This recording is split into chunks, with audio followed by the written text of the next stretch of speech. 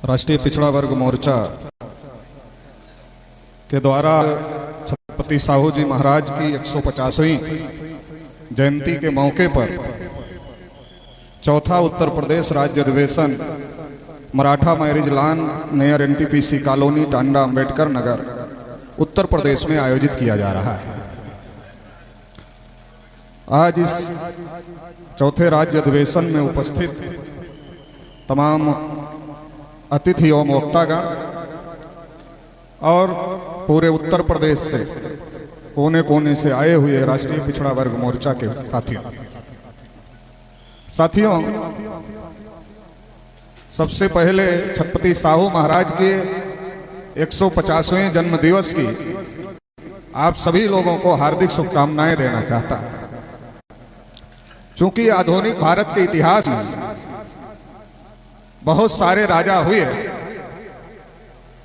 मगर उन बहुत सारे राजाओं में अगर आप इस बात को देखोगे कि देश के शोषित वंचित समाज के लिए या जिन लोगों को हक अधिकार से वंचित किया गया था, उन लोगों को हक अधिकार देने के लिए और केवल अपने राज्य में हक अधिकार देने की बात ही नहीं, बल्कि एक भविष्य दृष्टा के रूप में एक जो उनको भविष्य दिखाई दे रहा था कि आज हम राजा हैं और कल देश में लोकतंत्र आएगा, तो आज हम राजा हैं और कल देश में लोकतंत्र आएगा, तो कल जब देश में लोकतंत्र आएगा तो हमारे लोगों के साथ में क्या होगा, क्या मिलेगा, क्या नहीं मिलेगा।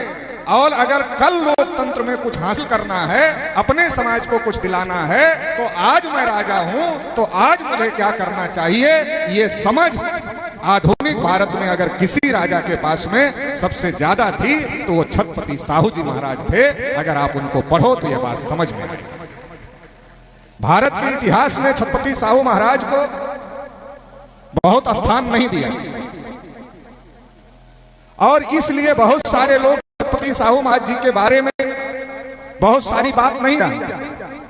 और खास बात यह है कि जिनके बारे में काम किया, जिनके लिए काम किया, वो लोग कम जानते हैं और जिन लोगों के लिए काम नहीं किया वो लोग खूब जानते हैं। उनको जानने में कमी नहीं है, इसलिए वो सिलेबस में छत्रपति साहू महाराज को नहीं पढ़ाते, क्योंकि उनको पता है कि छत्रपति साहू महाराज को अगर जान जाएंगे तो छत्रपति साहू महाराज के पहले ज्योतिबा फूले और बाद में बाबा साहब अम्बेडकर दोनों को समझ जाएंगे।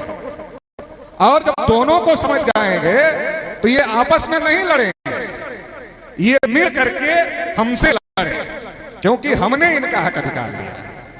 तो इसलिए जो छत्रपति साहू महाराज का योगदान है इस देश में, उस योगदान को छुपाया जाता है, दबाया जाता है। और केवल छत्रपति साहू महाराज की बात नहीं है, आज उनकी जयंती है। जितने भी महापुरुषों ने इस देश में हम लोगों के हक अधिकार के लिए काम किया, इस देश के शोषित वंचित समाज के लिए काम किया, उन सभी महापुरुषों के इतिहास को दबाने का काम किया गया, छुपाने का काम किया गया, ताकि हमारे समाज के लोगों को आपस में लड़ाया जाता रहे और उसका फायदा 3.5% लोग उठाते रहे। इसलिए हमारे इतिहास को छुपाने का काम, दबाने का काम लगातार किया गया। हमें पढ़ने का अधिकार है, स्कूल भी खोलने का अधिकार है, स्कूल की बिल्डिंग भी बनाने का अधिकार है, स्कूल का मैनेजर भी बनने का अधिकार है, स्कूल में टीचर भी रखने का अधिकार है, उसको वेतन भी देने का अधिकार है। लेकिन एक अधिकार नहीं कि उस स्कूल में आपको क्या पढ़ाना है, यह तय करने का अधिकार आपके पास में नहीं है। बाकी स्कूल संचालन का सारा अधिकार आपके पास में है। अब सारा संचालन आपका और सिलेबस पंडित जी लोग, सारा स्कूल आप खोलोगे, बिल्डिंग आप बनाओगे, टीचर आप रखोगे, सैलरी आप दोगे, लेकिन सिलेबस किसका पढ़ाना है? तो सिलेबस पंडित जी लोग जो तय करेंगे उसको पढ़ाना है। सिलेबस आपका नहीं होगा, सिलेबस ब्राह्मणों का होगा। और इसलिए भारत में ज्योतिबा फूले ने कोशिश की, साहू महाराज ने कोशिश किया, बाबा साहब अम्बेडकर ने कोशिश किया कि हमारे समाज में पढ़े लिखे वर्ग का निर्माण होना चाहिए। लाखों करोड़ों लोग पढ़े लिखे हो, अपने आप नहीं हो गए, ये लंबी कोशिश। 1848 में ज्योतिबा फूले ने जो लड़ाई शुरू की और 1956 तक बाबा साहब अम्बेडकर ने उस लड़ाई को अपनी जान को कुर्बान करके लड़ने का काम किया, उसकी बदौलत करोड़ों की संख्या में पढ़े लिखे लोग इस समाज में निर्माण हो गए। लेकिन दिक्कत फिर क्या हो, जब हमारे महापुरुष चाह रहे थे कि समाज में पढ़े लिखे लोग पैदा हो जाएं और पढ़े लिखे लोग पैदा हो गए तो हमें आजाद हो जाना चाहिए था, हमको लड़ाई जीत जाना चाहिए था, हमारी समस्याओं का समाधान हो जाना चाहिए था, हमें इस देश का शासक वर्ग बन जाना चाहिए था। जो हमारे महापुरुषों ने लक्ष्य रखा था, टारगेट रखा था, वो हो जाना चाहिए। लेकिन वो नहीं हुआ। वो क्यों नहीं हुआ? क्योंकि हमें एकेडमिक एजुकेशन मिली और उस एकेडमिक एजुकेशन में जो हमारे महापुरुषों का संघर्ष था, जो हमारे महापुरुषों का इतिहास था, उसको दबा दिया गया, उसको छुपा दिया गया। और इसका नतीजा ये रहा कि पहले धोती कुर्ता वाला गुलाम होता था, अब कोट पैंट टाई वाला गुलाम पैदा हो गया। इससे ज्यादा कुछ ये पैदा हो, कोट पैंट टाई वाला गुलाम पैदा हो। अभी जितेंद्र जी कह रहे थे कि पहले अनपढ़ लोग गए बीएसएनएल में गड्ढा खोदने के लिए परमानेंट हो गए, 60,000 सैलरी ले रहे, और अब वही अपने बच्चे को पढ़ाकर इंजीनियर बना दिए। जो अनपढ़ था वो 60,000 ले रहा था, जो पढ़ाकर ग्रेजुएट इंजीनियर बना दिया अपने लड़के को। अब उसकी कोट पैंट टाई तो दुरुस्त हो गई, लेकिन गुलामी बढ़ गई। अब 60,000 से 12,000, 15,000, 18,000, 8,000 इस पर आ गया। इंजीनियर है, ग्रेजुएट इंजीनियर, उधर अनपढ़ था, इधर ग्रेजुएट इंजीनियर। तो दिक्कत यह है कि हमारे समाज में एकेडमिक एजुकेशन वालों की कमी नहीं, मगर सोशल एजुकेशन वालों की कमी है, और ये बहुत बड़ी दिक्कत है। और इसलिए हमारे पढ़े लिखे लोगों का इस्तेमाल भी हमारा दुश्मन कर रहा है। आज इस तरीके से हम लोग साहू महाराज की जयंती मना रहे हैं, ऐसी मनती नहीं, ऐसी मनती नहीं है कहीं पर। क्यों? साहू महाराज की जयंती होगी तो एक जाति वाले मनाए, बाबा साहब की जयंती होगी एक जाति वाले मनाए, वीरांगना पुलन देवी की जयंती होगी तो एक जाति वाले मनाए, काम साहब की जयंती होगी तो उनकी एक जाति वाले मनाए। ये परंपरा डाल दी, ये समाज में इस प्रकार की परंपरा डाल दी गई है। तो राष्ट्रीय पिछड़ा वर्ग मोर्चा ने तय किया कि इस परंपरा से समाज इकट्ठा नहीं हो सकता है, हम कोई लड़ाई लड़ सकते हैं, कोई लड़ाई। तो ये क्या करना, इस महापुरुष ने एक जाति के नहीं की, लेकिन हम लोगों ने हर महापुरुष को जाति में से महापुरुषों की व्यवस्था का विरोध किया। छत्रपति साहू महाराज भी जातिता के बहुत खिलाफ थे, और छत्रपति साहू महाराज का भाषण अवेलेबल है, जो नासिक का उनका भाषण है, उसे वो कहते हैं 15 अप्रैल 1920 को। वो क्या कहते हैं? जातिवाद का अंत जरूरी है। छत्रपति साहू महाराज क्या कहते हैं? 15 अप्रैल 1920 को छत्रपति साहू महाराज कह रहे हैं नासिक के भाषण में, वो कह रहे हैं कि जातिवाद का अंत बहुत जरूरी है, जाति को समर्थन देना अपराध है। समझ लो जितने लोग बैठे हो, कम से कम आप लोग तो समझ लो, जिसके दिमाग के कोने कतरे में कहीं भी जाति है तो ये समझ लो कि हमारे महापुरुष ये कह रहे हैं कि जातिवाद को समर्थन देना अपराध है। मतलब आप भी अपराधी हो अगर आप कोने कतरे में दिमाग में रखकर कहीं जातिवाद के नाम पर समर्थन देने का काम कर रहे हो, जातिवाद को समर्थन कर रहे हो, तो आप अपराधी हो। फिर साहू महाराज कहते हैं जाति हमारे समाज के उत्थान में सबसे बड़ी बाधा है। साहू महाराज क्या कह रहे हैं? जातिवाद हमारे समाज के उत्थान में सबसे बड़ी बाधा है।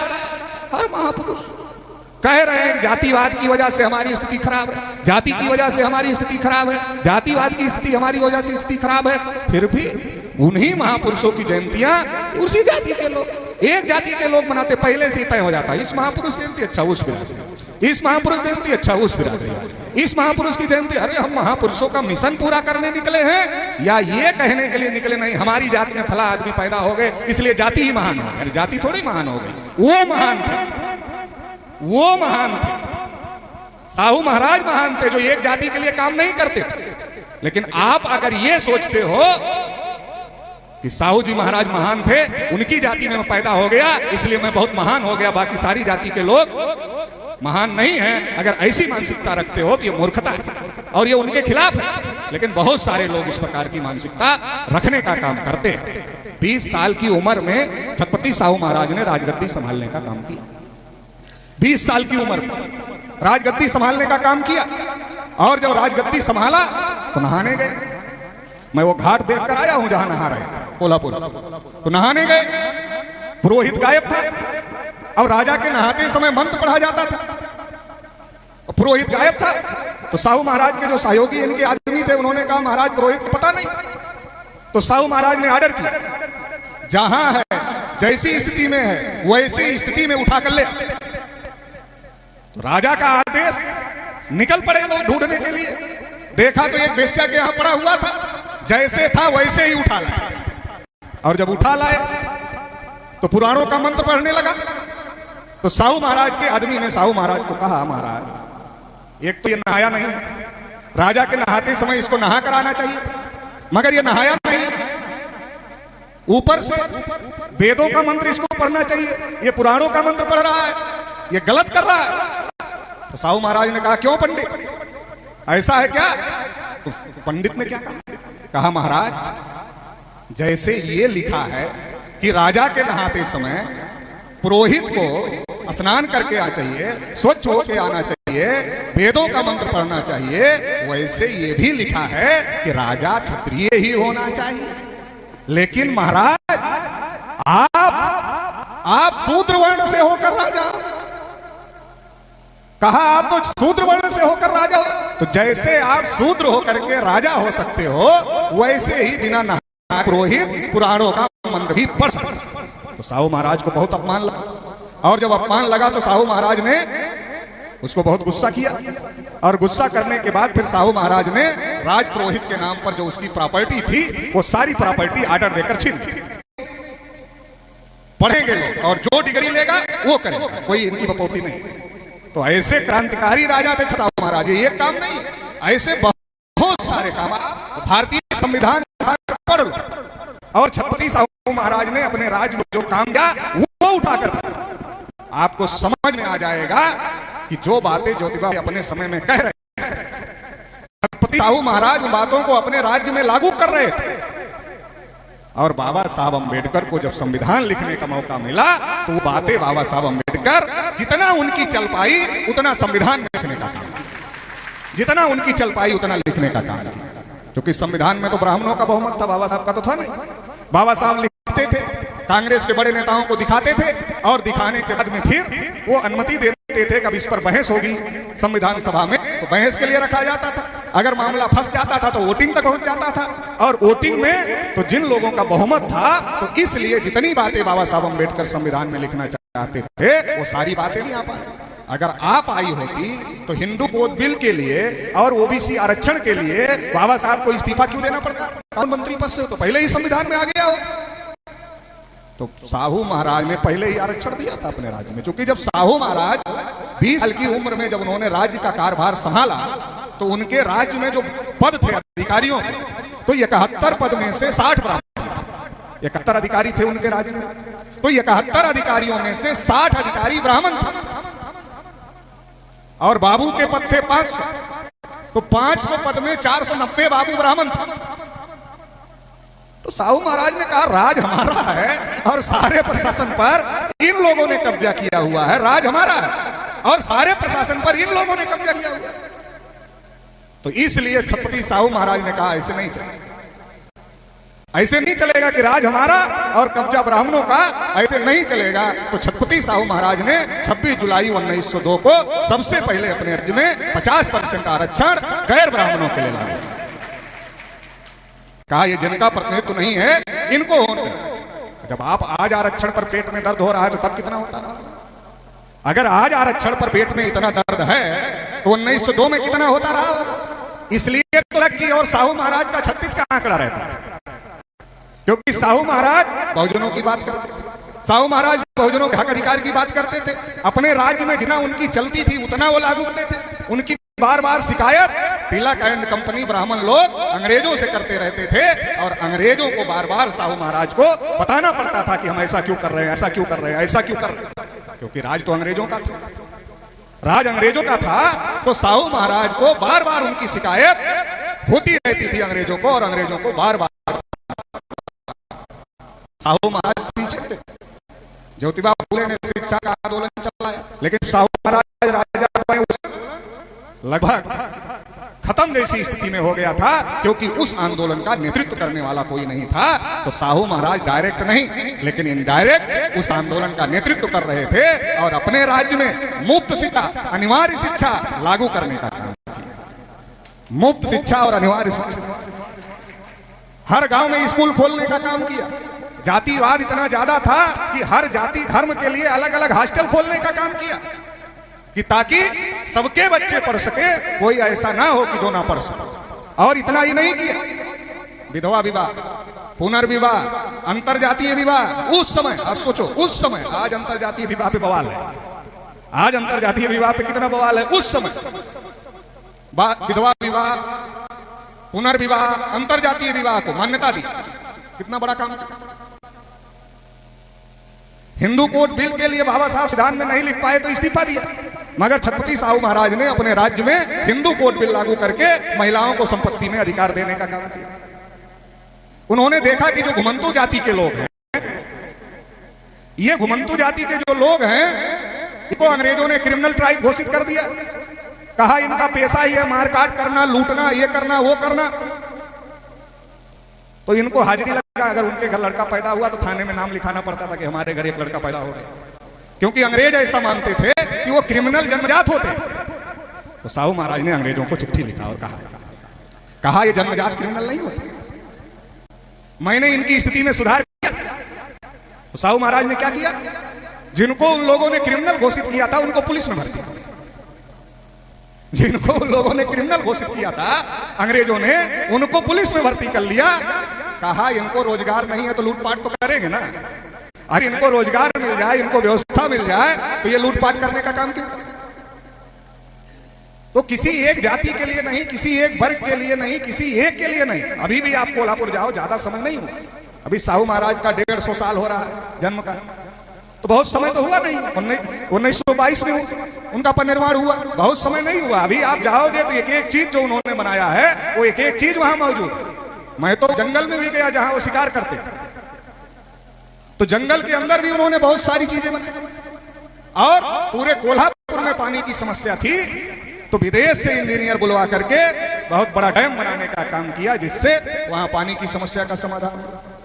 तो एक चीज नहीं, एक एक काम, और किसी जाति वर्ग को ध्यान में रखते हुए नहीं, सभी लोगों के लिए एक एक काम करने का काम छत्रपति साहू महाराज ने अपने राज्य में करने का काम किया। छुआछूत चरम में था, और क्या स्थिति थी, कोई भी शेड्यूल कास्ट का आदमी के लिए सार्वजनिक तालाब कुएं ओपन नहीं थे। इतना ही नहीं था, सरकारी अस्पताल में शेड्यूल कास्ट का आदमी जिसको ब्राह्मणों ने अछूत घोषित किया था, वो इलाज नहीं करवा सकता था। छत्रपति साहू महाराज ने कानून बना करके आदेश निकाल करके ये कहा कि सब जितनी सार्वजनिक जगह है सब फ्री है शेड्यूल कास्ट के लोगों को, हर जगह जा सकते हैं, और सरकारी अस्पताल में भी जाकर इलाज करवाने का काम कर सकते। ये उस समय छोटी घटना नहीं थी। सरकारी कार्यालयों में भेदभाव होता था। छत्रपति साहू महाराज ने आर्डर निकाला कि अगर कोई व्यक्ति भेदभाव करेगा उसको नौकरी से इस्तीफा देना पड़ेगा, उसको निकाल दिया, उसको रखा नहीं जाए। तो इस प्रकार की बहुत सारी बातें अपने राज्य में छत्रपति साहू महाराज ने करने का काम किया। मगर ये जो काम किया, इससे भी बड़ा काम क्या, ये तो एक कल्याणकारी राज्य के रूप में अपने राज्य में काम किया, लेकिन इससे बड़ा काम क्या किया, जब बाबा साहब अम्बेडकर सयाजीराव गायकवाड़ महाराज के स्कॉलरशिप पर पढ़ने के लिए गए थे और पैसा खत्म हो गया, पढ़ाई रुक गई, वापस आना पड़ा। तो ये बात साहू महाराज को पता चला। तो साहू महाराज ने क्या किया, साहू महाराज बाबा साहब अम्बेडकर के पास में गए। मतलब बाबा साहब अम्बेडकर साहू महाराज के पास में नहीं गए, साहू महाराज बाबा साहब अम्बेडकर के पास में। मतलब बात आपको समझा रहे कि एक तो बाबा साहब अम्बेडकर जाते साहू महाराज के पास कि हमको मदद कर दो, मगर बाबा साहब अम्बेडकर नहीं गए। ये बात छत्रपति साहू महाराज को पता चली कि ये जो अम्बेडकर नाम के नौजवान हैं ये पढ़ने में होनहार हैं, लेकिन इनकी पढ़ाई पैसे की वजह से रुक रही है। तो छत्रपति साहू महाराज ने पता ढूंढा, बाबा साहब अम्बेडकर जहां रहते थे बॉम्बे, और पता ढूंढा तो पता ढूंढ कर हाथी पर बैठकर उनके पास गए। और जब उनके पास गए तो कहा हम मदद करेंगे, हम आपकी मदद करेंगे, आप पढ़ाई पूरा। क्यों कर रहे थे, क्या एहसान करने के लिए कर रहे थे? आज जो जातिवादी समाज है वो उसको किस तरीके से देखता है?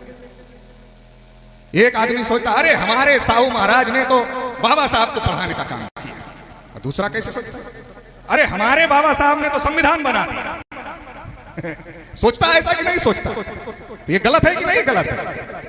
अरे ये लड़ाई लड़ रहे थे, उसकी वजह से हम लोगों को हक अधिकार मिला। ये जाति के नाम पर गर्व करने के लिए, एहसान लादने के लिए नहीं कर रहे थे। साहू महाराज के दिमाग में एक बात चल रही थी कि अंग्रेज देश छोड़ने की तैयारी कर रहे। अगर अंग्रेज देश छोड़कर गए तो हमारे लोगों की स्थिति बद से बदतर ब्राह्मण लोग कर देंगे। ये बात साहू महाराज के दिमाग में चल रही थी।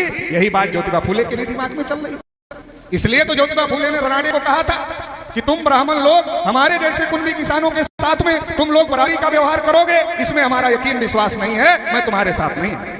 और तिलक को यही बात साहू महाराज ने कहा कि तुम बावन लोग तो हमारे जैसे राजा के साथ बुरा करते हो, हमारी प्रजा के साथ क्या करोगे मैं जानता हूं, मैं नहीं आता। तो साहू महाराज के दिमाग में उस दौर जब देश आजादी का आंदोलन जोर पकड़ रहा था, धीरे धीरे तिलक के बाद गांधी जी को देश की राजनीति में आजादी का आंदोलन की बागडोर देने की कोशिश हो रही थी, तैयारी चल रही थी और अंग्रेज देश छोड़कर जाने की तैयारी कर रहे थे। साहू महाराज इस बात को लेकर थे कि जब अंग्रेज देश छोड़कर चले जाएंगे तो इस बहुसंख्यक समाज का क्या होगा, उनको क्या मिलेगा अंग्रेजों के जाने के बाद। तो इसलिए साहू महाराज ऐसे होनहार लोगों को खोज रहे थे जो इस लड़ाई को लड़ सके और देश के जो दबे कुचले समाज के लोग हैं, पिछड़े वंचित समाज के लोग हैं, उनको अंग्रेजों के जाने के बाद हक अधिकार मिल सके। उस लड़ाई को ध्यान में रख करके बाबा साहब अम्बेडकर का नेतृत्व आगे बढ़ाना चाह रहे थे साहू महाराज, और इसलिए साहू महाराज ने बाबा साहब अम्बेडकर को मदद करने का काम किया। उतना ही नहीं, बाबा साहब अम्बेडकर जब पढ़ रहे थे फिर पैसा कम पड़ गया, और पैसा कम पड़ गया बाबा साहब भी संकोच कर रहे थे कि साहू महाराज को कैसे कहा जाए। साहू महाराज ने तो पहले ही मदद किया है, फिर कम पड़ रहा है, कैसे कहा जाए।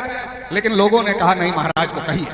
तो बाबा साहब ने 4 सितंबर 1921 को पत्र लिखा। किसको लिखा? छत्रपति साहू महाराज को पत्र लिखा। और पत्र में क्या लिखते हैं? मैं मिस्टर दलवी द्वारा निर्देशित किए जाने पर अपनी वित्तीय मुसीबत के बारे में लिख रहा हूं। इस आशा से लिख रहा हूं कि मुझे मदद मिले। मुझे 100 पाउंड कानून की पढ़ाई के लिए और 100 पाउंड भारत वापस आने के लिए चाहिए। महाराज का बहुत आभारी रहूंगा यदि महाराज लोन के रूप में 200 पाउंड की व्यवस्था कर दे। लंदन से वापस आकर महाराज का यह लोन मैं ब्याज सहित वापस कर दूंगा। बाबा साहब अम्बेडकर 4 सितंबर 1921 को छत्रपति साहू महाराज को लेटर लिख रहे हैं कि 100 पाउंड कानून की पढ़ाई के लिए और 100 पाउंड भारत वापस आने के लिए हमको जरूरत है, तो वापस आकर ब्याज सहित ये राशि आपको वापस कर दूंगा। तो 6 सितंबर 1921 को साहू महाराज उस लेटर का जवाब देते हुए लिख रहे हैं, मैं आपकी जरूरत का पैसा भेज रहा हूं। कृपया श्रीमती अम्बेडकर को यह सूचित कर दें कि किसी भी प्रकार की वित्तीय कठिनाई को बिना झिझक मुझे लिखें, मैं जितनी मदद हो सकेगी करूं। साहू महाराज ये नहीं कह रहे हैं कि हमको वापस करना है, ब्याज देना है, क्या ये नहीं कह रहे। वो कह रहे हैं जो आपकी जरूरत है मैं भेज रहा हूं। और श्रीमती अम्बेडकर को भी आप कह दें कृपया कि अगर कोई जरूरत पड़ती है तो मेरे से जितना संभव मदद हो पाएगी वो मैं करने का काम करूंगा। क्योंकि साहू महाराज ये सोच कर मदद नहीं कर रहे थे। साहू महाराज उस परिवर्तन, जो परिवर्तन वो अपने राज्य में कर रहे थे, वो परिवर्तन अंग्रेजों के जाने के बाद देश में हो, इसके लिए नेतृत्व तैयार करने का काम कर रहे थे। वो सिंपल मदद नहीं कर रहे। मदद तो उन्होंने बहुत सारे लोगों का राज्य में की। गंगाराम कांबले जो उनके ही राज्य में थे, और एक बार तब से पानी पी लिया तो उनको पीट दिया महाराज के ही राज्य के कर्मचारियों ने। और जब पीट दिया तो महाराज बाहर थे, लौट के आए तो गंगाराम कांबले ने महाराज को बताया, तो महाराज ने उनको सजा दिया। केवल सजा नहीं दिया, कांबले को पैसा दिया, कहा तुम जाकर होटल खोलो। तो कांबले ने होटल खोल लिया चाहे। तो कांबले ने उस पर नाम लगाया। तो साहू महाराज भी कैसे आदमी थे। साहू महाराज कांबले के होटल पर जाकर चाय पी रहे थे। तो जाकर उसके होटल पर बैठ गए कांबले को, और कांबले को कहा, कांबले तुमने होटल खोला, नाम नहीं लिखा होटल के सामने अपना। तो कहा महाराज नाम लिख देंगे तो होटल कैसे चलेगा, अछूत समाज में पैदा हुआ आदमी का होटल कैसे चलेगा। तो साहू महाराज ने उसकी चुटकी लिया, उसको मजाक किया कि तुमने तो इस शहर के बहुत सारे लोगों का धर्म अब तक भ्रष्ट कर दिया होगा, जो तुम्हारे यहाँ चाय पिए होंगे सबका धर्म भ्रष्ट कर दिया होगा। तो साहू महाराज वहां बैठ के चाय पीते थे। जब साहू महाराज पीते थे तो उनके कर्मचारी भी पीते थे, और जिसको साहू महाराज से मिलना होता था उसको भी पीना पड़ता था।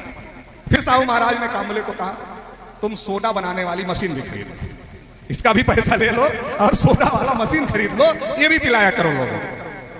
तो एक जो ज्योतिबा फूले ने 1848 में आंदोलन शुरू किया और बाबा साहब अम्बेडकर ने 1956 तक जिसको चलाया, तो ज्योतिबा फूले और बाबा साहब अम्बेडकर के बीच में जो गैप था उसकी भरपाई करने का काम, जो कि बहुत बड़ा काम था, छोटा काम नहीं था, बहुत बड़ा काम था, और वो बड़ा काम करने का काम छत्रपति साहू महाराज ने किया है, बहुत बड़ा काम किया है। और जब बाबा साहब अम्बेडकर ने अपना मुख्य नायक निकाला तो फिर तो साहू महाराज को मदद के लिए बाबा साहब भी धीरे धीरे समझ गए, तो संकोच का मामला खत्म हुआ।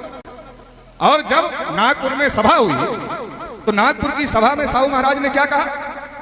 साहू महाराज ने नागपुर की सभा में कहा कि आप लोगों का मुक्तिदाता अम्बेडकर के रूप में आपको मिल गया।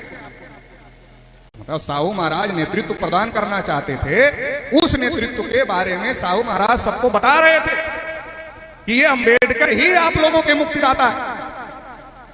ये साहू महाराज सबको बता रहे थे, ये भाषण किया कि अम्बेडकर ही आप लोगों के मुक्तिदाता है, अम्बेडकर आपको मुक्तिदाता के रूप में मिल गए। लेकिन हमारे समाज में, क्योंकि ये जाति का समाज, तो जाति का समाज है, तो जाति के समाज में क्या है? हर महापुरुष की जाति। अब बाबा साहब अम्बेडकर कितने महान हो जाए, लेकिन किससे देखे जाएंगे? जाति से देखे जाएंगे। तो ये जो हमारे दिमाग की समस्या है, इसलिए मैं कहता हूं कि ये जो जातिवाद है, ये जो जाति की मानसिकता है, ये मानसिक बीमारी है, एक प्रकार का पागलपन है जो व्यक्ति को अन्याय करने के लिए प्रेरित करता है। ये पागलपन है एक तरीके का, और जिसके जिसके दिमाग में है वो साइकोलॉजिकल पेशेंट है, वो मानसिक बीमार थी कि वो बड़े बड़े अवसरों को इसलिए छोड़ देता है कि उसकी जाति नहीं है इसलिए, और सही का साथ इसलिए नहीं देता है, गलत का साथ इसलिए देता है कि उसकी जाति का नहीं है, उसकी जाति का है। तो ये बहुत बड़ी दिक्कत का मामला है। साहू महाराज बाबा साहब की जाति एक नहीं थी, लेकिन विचार एक थे। साहू महाराज जो बाबा साहब की जाति एक नहीं थी, लेकिन विचार एक थे। ज्योतिबा फूले बाबा साहब की जाति एक नहीं थी, बाबा साहब ज्योतिबा फूले से कभी मिले नहीं, लेकिन बाबा साहब ने कहा कि हमारे गुरु ज्योतिबा फूले हैं।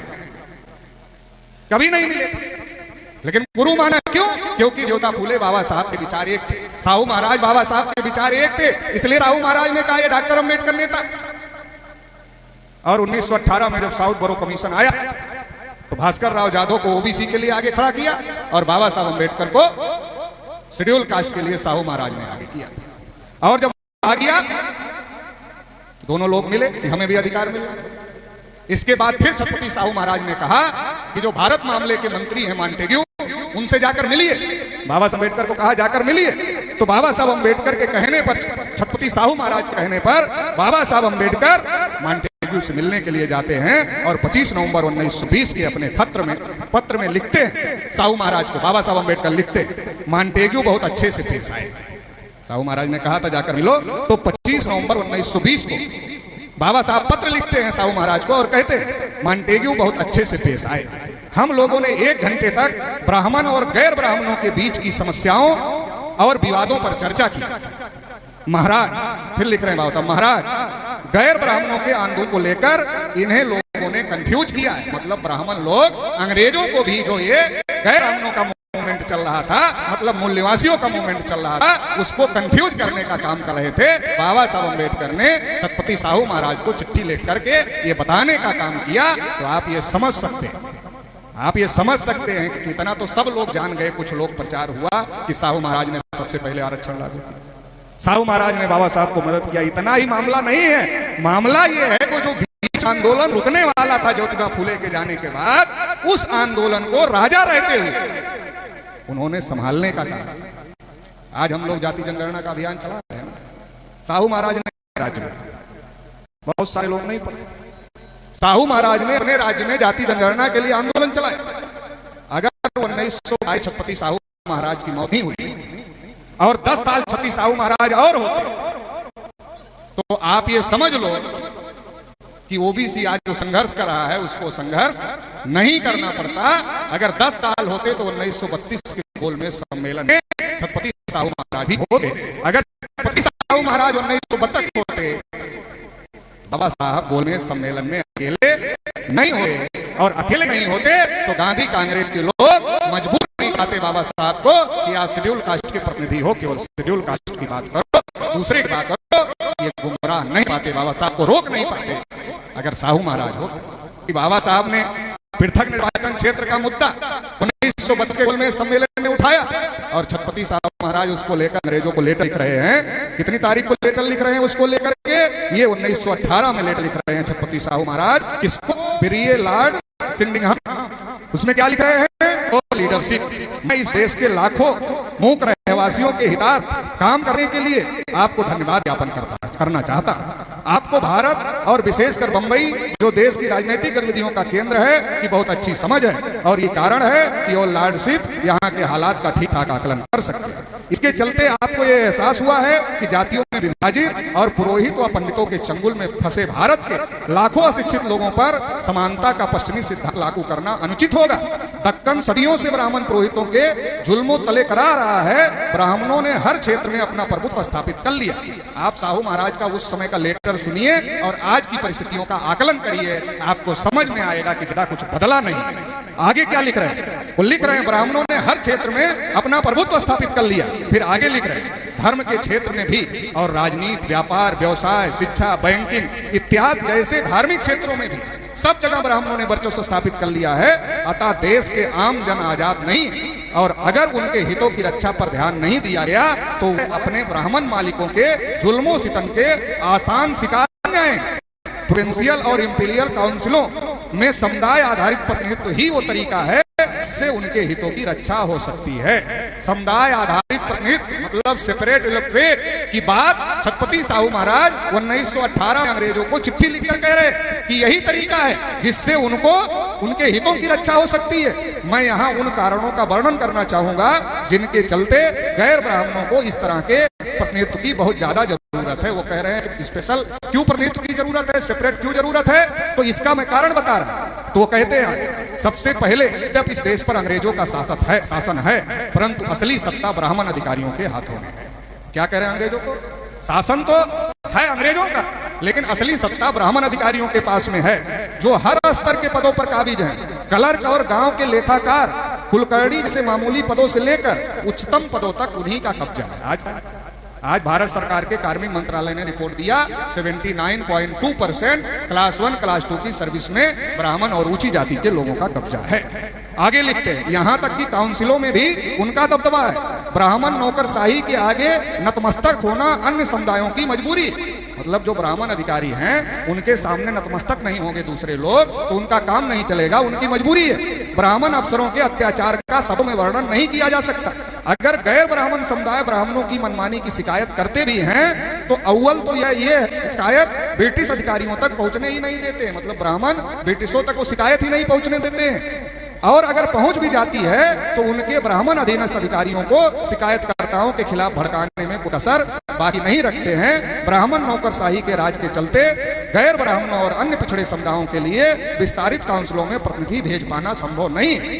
गैर ब्राह्मणों के पास इसके सिवा कोई चारा नहीं होगा कि वह ब्राह्मण उम्मीदवारों को अपना वोट दें। मतलब जो गैर ब्राह्मण लोग हैं उनके पास कोई विकल्प नहीं है कि वो ब्राह्मण उम्मीदवारों के अलावा दूसरे को वोट दें। जैसे आज कांग्रेस ने टिकट दे दिया, बीजेपी ने टिकट दे दिया, अब आपके पास कौन सा विकल्प है कि आप तीसरे को दे दोगे? या तो बीजेपी वाले गठबंधन को दोगे या तो कांग्रेस वाले गठबंधन को दोगे, दोनों में से किसी एक को दोगे। तो साहू महाराज उस समय कह रहे हैं, लिख रहे हैं कि गैर ब्राह्मणों के पास कोई ऐसा ये नहीं है कि वो ब्राह्मणों के कैंडिडेटों का दूसरे किसी को अपना वोट दें।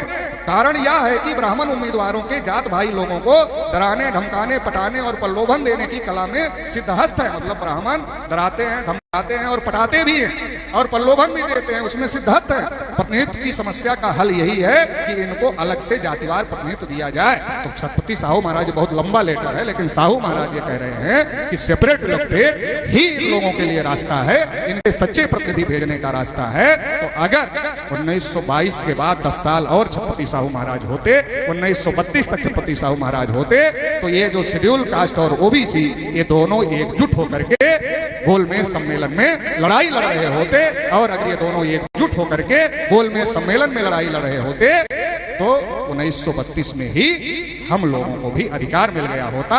1992 तक इंतजार करने की जरूरत नहीं पड़ती। लेकिन ऐसा क्यों नहीं? क्योंकि छत्रपति साहू महाराज ने एक चिट्ठी अंग्रेजों को लिखी और चिट्ठी में अंग्रेजों को लिखा कि हम लोग जान रहे हैं कि जल्दी इस देश में लोकतंत्र आने वाला और देश में जब लोकतंत्र आएगा तो इसलिए हम और डॉक्टर अंबेडकर मिलकर एक पॉलिटिकल पार्टी देश में बनाना चाहते हैं। ये हमारी प्लानिंग। साहू महाराज अंग्रेजों को क्या लिख रहे हैं? हम और अंबेडकर मिलकर देश में पॉलिटिकल पार्टी बनाना चाहते हैं, लेकिन ये बात भारत के ब्राह्मणों को पता नहीं चलनी चाहिए।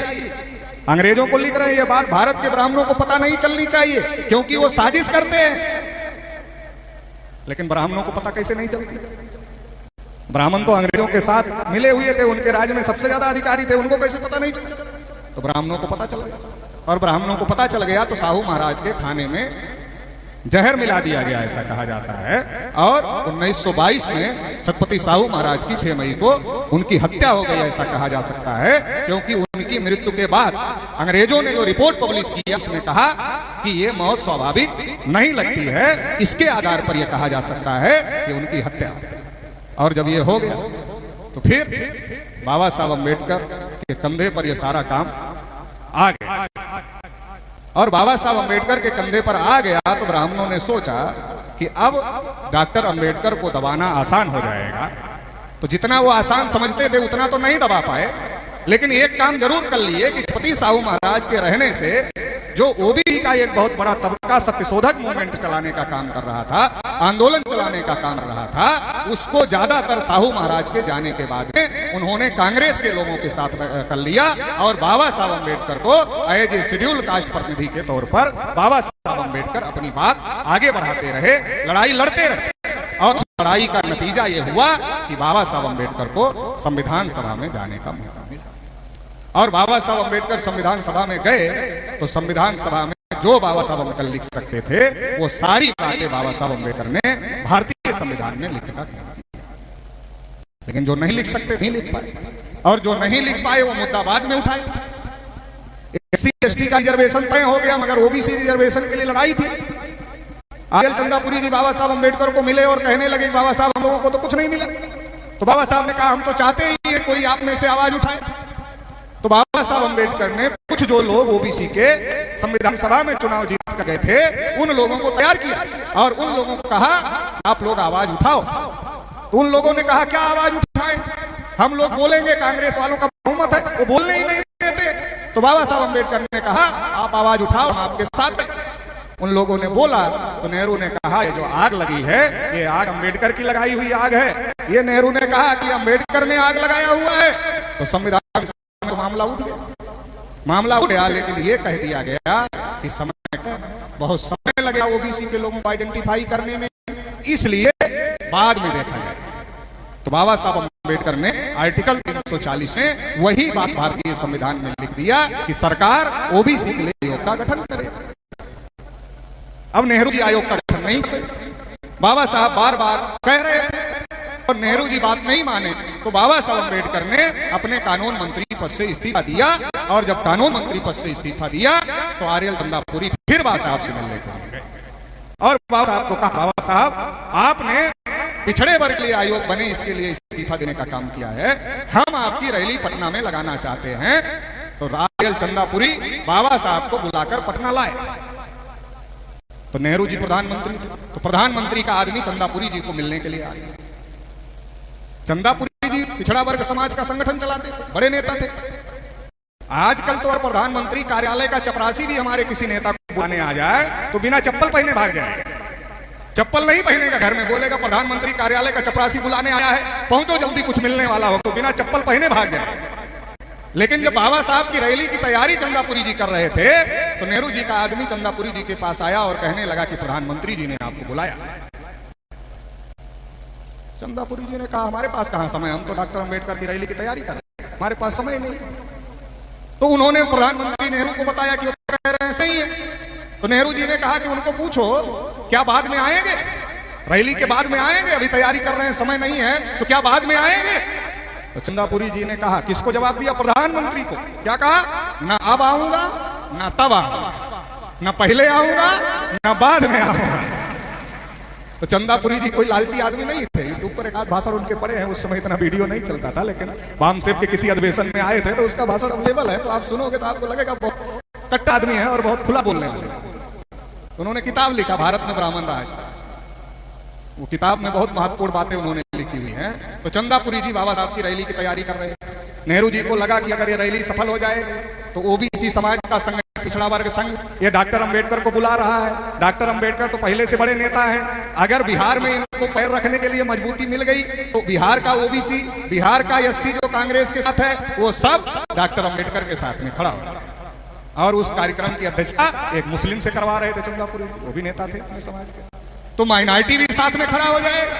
और अगर ये खड़ा हो गया तो ये जो हम लोग इतना दिन से दिमाग में रखकर आजादी की लड़ाई लड़ रहे थे कि जब अंग्रेज देश छोड़कर चले जाएंगे तो आजाद भारत पर ब्राह्मण कब्जा करेंगे, ब्राह्मण देश को चलाएंगे, ये सपना चकनाचूर हो जाएगा, ये चलेगा नहीं। तो इसलिए फिर बाबा साहब के ऊपर पत्थर फेंकवाने का काम किया, उस रैली को फेल करवाने का। तो ये इतिहास। अब बड़ा सवाल ये है कि नेहरू जी को ओबीसी आरक्षण से क्या दिक्कत थी, वो क्यों नहीं देना चाहते थे? उन्होंने तो आश्वासन दिया था कि हम पिछड़े वर्गों को देंगे। कब आश्वासन दिया था? जब पाकिस्तान नहीं बना था। जब पाकिस्तान नहीं बना था तब आश्वासन दिया था पिछड़े वर्गों को देंगे। और जब पाकिस्तान बन गया, तब क्या हुआ? तब नहीं दिया। क्यों नहीं दिया? जब भारत में मुसलमान थे तब तक क्या था? मुसलमानों से लड़ाने के लिए ओबीसी की जरूरत थी। जब तक मुसलमानों से लड़ाने के लिए ओबीसी की जरूरत थी तब तक कहा देंगे। और जब 14 अगस्त 1947 को पाकिस्तान बन गया तो बाद में देने से इधर उधर करने लगे, आनाकानी करने लगे। तो दिक्कत आती, क्यों नहीं देना चाहते? नेहरू जी बहुत अच्छे से समझ। देखिए, शेड्यूल कास्ट को रिजर्वेशन, शेड्यूल ट्राइब को रिजर्वेशन, अगर ओबीसी को भी रिजर्वेशन हो तो शेड्यूल कास्ट 15%, शेड्यूल ट्राइब 7.5% और ओबीसी 52%, ये हो जाएगा 74%। तो आरक्षण वाले एक साथ रहेंगे ना। अरे भाई, SC ST को आरक्षण था, अगर ओबीसी को भी आरक्षण था तो आरक्षण वाले एक साथ हो जाते ना। आज जब आरक्षण की बात होती है तो SC ST OBC की बात होती है। अगर उसी समय अगर ओबीसी को भी आरक्षण मिल जाता तो आरक्षण वाले एक साथ हो जाते। अगर आरक्षण वाले 74% लोग एक साथ हो जाते तो जो बचे माइनॉरिटी के लोग थे उनको कौन सा नेहरू जी बहुत अच्छे लग रहे थे, वो कौन सा उधर चले जाते, वो भी इधर चले आते। और अगर वो भी इधर चले आते और इसकी कोशिश तो बाबा साहब अम्बेडकर ही रहे थे ना। इसलिए तो लखनऊ के अधिवेशन में उन्होंने कहा कि शेड्यूल कास्ट और ओबीसी अगर एक साथ आ जाए तो गोविंद वल्लभ पंत जैसे ब्राह्मण आपके जूते का फीता खोल लें, गर्व महसूस करेंगे। लखनऊ के अधिवेशन में तो ये बाबा साहब अम्बेडकर ने कहा था। तो बाबा साहब अम्बेडकर तो ये कोशिश कर ही रहे थे, चंद्रपुरी जी भी ये कोशिश कर रहे थे, जो देश में बैकवर्डों के समझदार लोग थे, शिवदयाल सिंह चौरसिया जैसे लोग, वो लोग भी कोशिश कर रहे थे। तो ये कोशिश तो चल ही रही थी। तो नेहरू जी इस कोशिश से घबराए हुए थे कि SC ST को रिजर्वेशन मिला है, अगर ओबीसी को भी मिल जाएगा बहुमत उधर चला जाएगा, हमारी तरफ बहुमत नहीं रहेगा। गांधी जी की कृपा की वजह से तो पहली बार प्रधानमंत्री बन गया, लेकिन जवाहरलाल नेहरू पहला और आखिरी ब्राह्मण प्रधानमंत्री हो जाएगा। उसके बाद कोई ब्राह्मण प्रधानमंत्री देश में नहीं बनेगा। यह बात नेहरू को समझ में आ।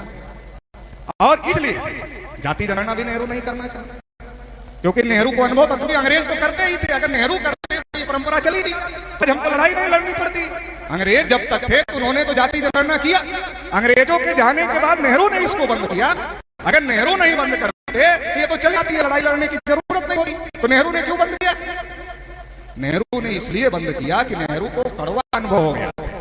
कांग्रेस में जब अंग्रेजों ने कांग्रेस के लोगों से कहा कि देखो अब हम छोड़कर जाने का विचार बना रहे हैं, अब अंतरिम सरकार बना लो और उसका प्रधानमंत्री बनाओ, उसका ये बनाओ सारा, और आप लोग सरकार चलाने की शुरुआत कर दो, हम देश छोड़कर अब जाने की तैयारी कर रहे हैं। तो ये कांग्रेस के लोगों को तय करना था कि देश का पहला प्रधानमंत्री कौन बने। तो इसको लेकर कांग्रेस में चुनाव हुआ, और जब कांग्रेस में इसको लेकर चुनाव हुआ तो सरदार वल्लभ भाई पटेल चुनाव जीत गए। सरदार वल्लभ भाई पटेल चुनाव जीत गए। कौन सा चुनाव? जनता का चुनाव नहीं हुआ, कांग्रेस पार्टी के अंदर चुनाव हुआ। तो उसमें सरदार वल्लभ भाई पटेल चुनाव जीत गए, और यह तय हुआ था जो अध्यक्ष बनेगा वही देश का पहला प्रधानमंत्री बनेगा। तो गांधी जी ने जेबी कृपलानी जो मीटिंग का संचालन कर रहे थे उनको कहा कि सरदार को पर्ची दे दो, नाम अपना वापस ले। तो सरदार को जेबी कृपलानी ने पर्ची दिया, सरदार पटेल ने पढ़ा, सरदार नाम वापस ले लो। तो सरदार ने सोचा कि जेबी कृपलानी दे रहे हैं कि गांधी जी दे रहे हैं, ये बात सबको पता चल जाना है। तो सरदार ने वो पर्ची गांधी जी को दे दिया। जेबी कृपलानी ने जो उनको दिया वो पर्ची सरदार ने वापस गांधी जी को दिया। गांधी जी ने उसको पढ़ा, फिर जेबी कृपलानी को दे दिया, और जेबी कृपलानी ने फिर वापस सरदार वल्लभ भाई पटेल को दे दिया। और सरदार वल्लभ भाई समझ गए जब हमारा गुरु ही नहीं चाह रहा है, वही कह रहा है कि वापस ले लो, तो गुरु के लिए इतना त्याग तो करना ही पड़ेगा। तो उन्होंने जो है नाम वापस ले लिया, और नाम वापस ले लिया तो पंडित जवाहरलाल नेहरू देश के पहले प्रधानमंत्री बने, नहीं तो सरदार वल्लभ भाई पटेल देश के पहले प्रधानमंत्री बनते। तो नेहरू जी को कड़वा कि चटर्जी, मुखर्जी, बनर्जी, गोखले, तिलक, आगरकर, इन ब्राह्मणों ने कांग्रेस पार्टी बनाई, और इस कांग्रेस पार्टी के अंदर का चुनाव, बाहर का जनता का चुनाव, इस कांग्रेस पार्टी के अंदर का चुनाव मैं इतना बड़ा ब्राह्मण पंडित जवाहरलाल नेहरू मैं नहीं जीत पाया। जिस पार्टी को हमारे पूर्वजों ने बनाया, उस पार्टी के अंदर का चुनाव मैं इतना बड़ा ब्राह्मण पंडित जवाहरलाल नेहरू मैं नहीं जीत पाया। जब मैं नहीं जीत पाया, कल तो देश में आम चुनाव होगा, तो पार्टी के अंदर का था, कल तो आम चुनाव होंगे, पार्टी का अंदर का था तो गांधी जी से दबाव डलवा कर मैं बन गया। हालांकि गांधी जी के इस फैसले से कांग्रेस के सीनियर नेता बहुत नाराज थे। डॉक्टर राजेंद्र प्रसाद ने बहुत कुछ कहा गांधी जी को, और जेबी कृपलानी ने खुद ही लिखा कि मैं तो यंत्रवत व्यवहार कर रहा था। यंत्रवत मतलब जैसे मशीन, कि मुझे जो गांधी जी कह रहे थे वो मैं कर रहा था। मैं नहीं समझता था कि एक घटना इतिहास की इतनी बड़ी घटना हो जाएगी। तो नेहरू जी को समझ में आ रहा, तो गांधी जी की वजह से हो गया। अगर जातीय जनगणना के आंकड़े आए, 31 में जनगणना हुई थी, 41 में द्वितीय विश्व युद्ध चल रहा था, और फिर 51 में फिर जनगणना होनी थी, और 52 में पहला चुनाव हुआ। 51 में जातीय जनगणना, 51 में जनगणना होनी थी देश की, और 52 में पहला चुनाव होना था। नेहरू जी को लगा अगर जाति आधारित जनगणना होगी तो ये आंकड़ा निकल कर सामने आएगा कि देश में ब्राह्मण 3.5% है और ओबीसी 52% है। ब्राह्मण 3.5% और ओबीसी 52%। तो 3.5% वाला 52% वाले को जो उसके खिलाफ काम कर रहा है, उसको क्यों बनाए? उसको क्यों बनाता? नहीं बनाता। तो नेहरू जी ने सोचा कि अगर हर 10 साल में गिनती होगी तो हर 10 साल में ये आंकड़े आते रहेंगे कि देश में ब्राह्मण 3.5%, 3.5%, 3.5%, 3.5%, 3.5%। तो ये जो ओबीसी एससी एसटी के लोग हैं, जिनके समर्थन से हम प्रधानमंत्री बनेंगे, तो ये तो ओबीसी एससी एसटी के लोगों के दिमाग की बत्ती आज नहीं तो कल जल जाएगी। अरे हमारी संख्या ज्यादा, ये 3.5 वाले को बार बार बार बार बार बार बनाने का काम हम कर रहे हैं। नहीं बनाना चाहिए, नहीं बनाएगा, इसलिए ये ज्ञान नहीं होना चाहिए। जब जाति जनगणना बंद हो गई तो धर्म के आधार पर, तो धर्म के आधार पर उसी को क्या कर दिया गया? ओबीसी को हिंदू के नाम पर ब्राह्मण के खाते में जमा कर दिया। खाता आपका नहीं खुला, हिंदू के खाते में आपको जमा कर दिया। अब हिंदू के खाते में आपको जमा कर दिया, तब हिंदू का ठेकेदार ब्राह्मण है।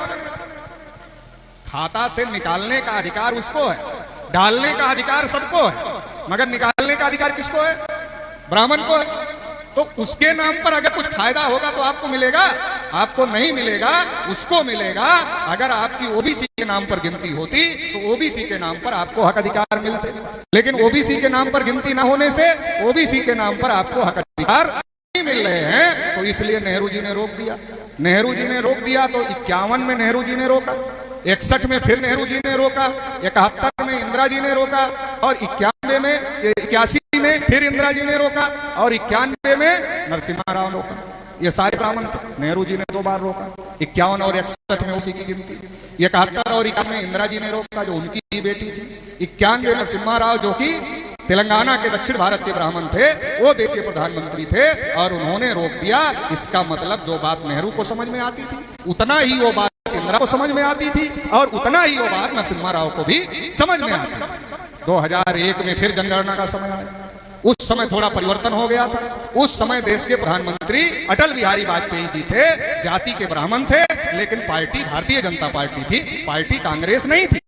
अभी तक जितने ब्राह्मणों ने रोका था वो कांग्रेसी ब्राह्मण थे, अभी तक जितने ब्राह्मणों ने रोका वो कांग्रेसी ब्राह्मण थे। लेकिन 2001 में अटल बिहारी वाजपेयी के प्रधानमंत्री थे, वो भाजपाई ब्राह्मण थे। जितना कांग्रेसी ब्राह्मणों को यह बात समझ में आती है, उतना ही भाजपाई ब्राह्मणों को भी यह बात समझ में आती है। समझदारी में कोई कमी नहीं है। मगर ओबीसी के लोगों को पूछो, अटल जी कैसे नेता? बोले बहुत बढ़िया नेता। तो हमने पूछा कैसे नेता? कहे बहुत बढ़िया नेता। हमने कहा तुम्हारी गिनती तो नहीं किया? क्या ये पता ही किया कि नहीं? तो हमने कहा फिर क्यों बढ़िया नेता मान रहे हो? कहा नहीं बढ़िया इसलिए मान रहे, बहुत बढ़िया बोलते।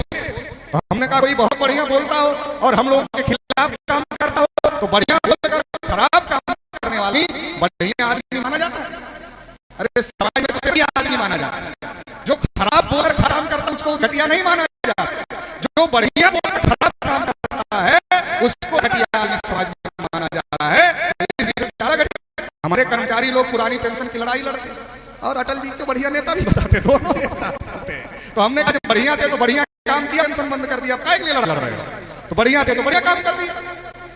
2001 में अटल जी ने रोक दिया, 2011 में फिर गिनती का समय, और जब 2011 में फिर गिनती का समय आया तो डॉक्टर मनमोहन सिंह देश के प्रधानमंत्री थे। वामन मेश्राम साहब के नेतृत्व में 51,000 कार्यक्रम पूरे भारत में हम लोगों ने करने का काम किया। किस बात पर करने का काम किया? कि देश में जानवरों की गिनती होती है मगर ओबीसी की गिनती नहीं होती है। इस बात को लेकर 51,000 कार्यक्रम करने का काम किया, और 51,000 कार्यक्रम हुए तो वो पर्चा कहां कहां भेजा? जितने ओबीसी के बड़े बड़े नेता थे तब के घर में भेजा।